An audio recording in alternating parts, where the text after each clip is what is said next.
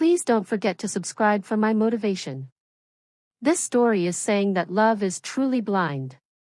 Savannah Blake's life sparkled with luxury, towering penthouses, designer gowns, and glittering galas. She was the sole heir to the Blake Properties empire and known across Los Angeles as the unstoppable, stunning millionaire who built her life on ambition, not affection.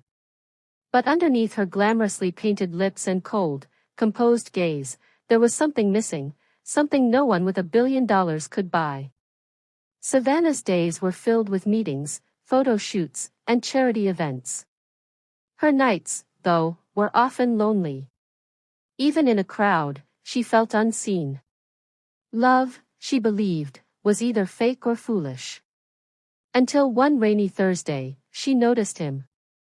He was crouched by her marble bathtub, scrubbing with quiet focus. Muscles flexing under his worn gray t-shirt, his hands moving with surprising gentleness. Savannah hadn't paid attention to any of her house staff before, but something about him, his presence, his silent strength, made her pause.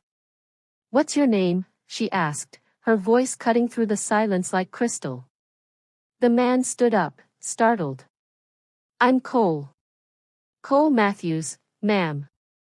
She watched his face, a square jaw, deep hazel eyes, a dimple that threatened to appear when he tried to suppress a smile. "Don't call me ma'am," she said. "Savannah's fine." He nodded, awkward but respectful. "All right. Savannah." Something shifted in the air. Over the next few weeks, Savannah found herself watching Cole more than she should have. He came every Tuesday and Friday. First to clean the floors and then the bathrooms. He never lingered, never made conversation unless spoken to. And that intrigued her. He was the opposite of the men she'd known, flashy, flirtatious, money-hungry.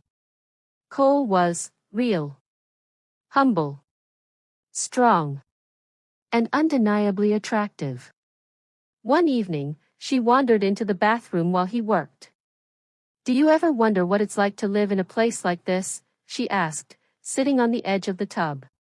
Cole looked up, surprised. "Sometimes. But I think life isn't about the place.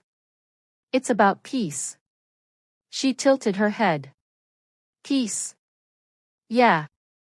I've seen million-dollar views with broken hearts behind them. And tiny apartments filled with love." That sentence stayed with her long after he left. A month passed. Then another. Savannah started finding excuses to be home when Cole worked. They spoke more. Laughed a little. One day, she made coffee and offered him a cup. He hesitated but took it. She noticed how carefully he held the cup, like it was something precious. Their fingers brushed. The spark was undeniable.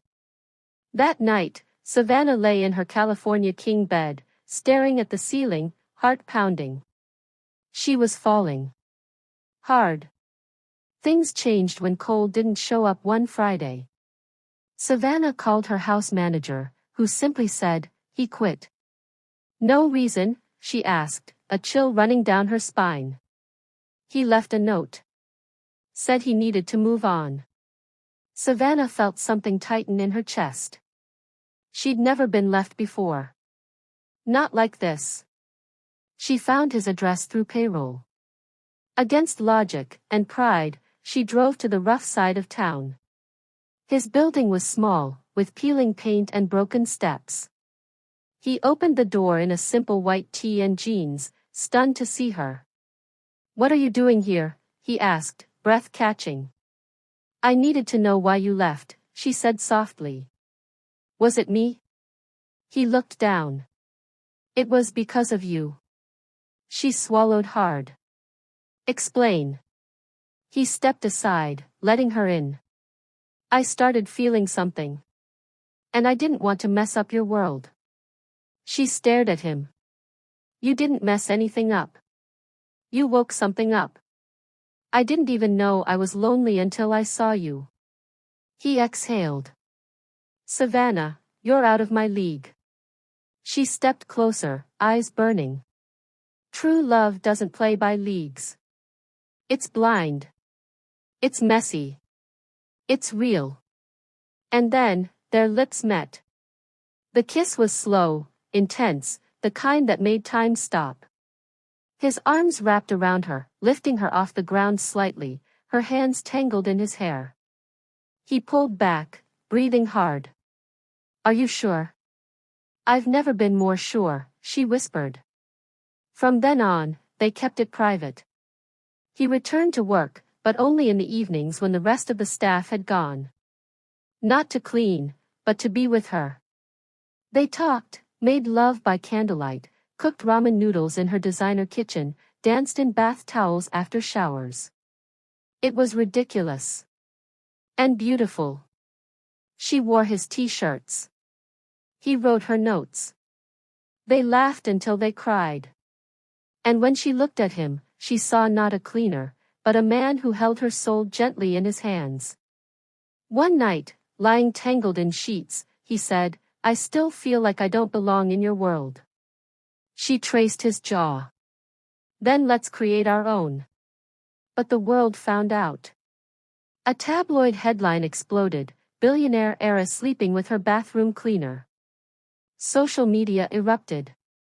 Her board of directors called emergency meetings. Her friends gossiped. Investors questioned her judgment.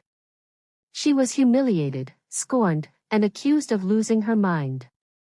Break it off, her publicist begged. It's not worth your empire. Savannah stood in her office, looking at the headlines. Then she looked at Cole, who stood by the door, calm but clearly ready to walk away if she needed him to. I've spent my whole life building an empire, she said. But what's the point of a kingdom if you're alone in it? She turned to him. I choose you. He stepped forward, voice shaking. I'd never let you fall. But I also don't want to be the reason you lose everything. You're not, she whispered. You're the reason I found everything. She quit the public board. Stepped down from the CEO role and gave it to her most trusted partner. Then she started her own smaller company, built on ethical housing and charity-based renovations, using Cole's hands-on vision and design. Together, they traveled. Built homes. Told their story. And love? It grew. Not in the limelight, but in the shadows of honesty, laughter, burnt toast mornings, and nights tangled in each other's arms. Years later, during a televised interview, a reporter asked, Savannah, do you regret risking your legacy for a man who used to clean your bathtub?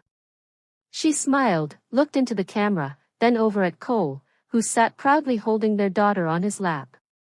I didn't risk anything, she replied. I just chose the life that finally felt real. And the world? It didn't just watch the full video. They watched it again and again. Because it wasn't just a story about riches or romance. It was about how love doesn't care about money. Love is blind. And when it's real, it's the most powerful thing of all.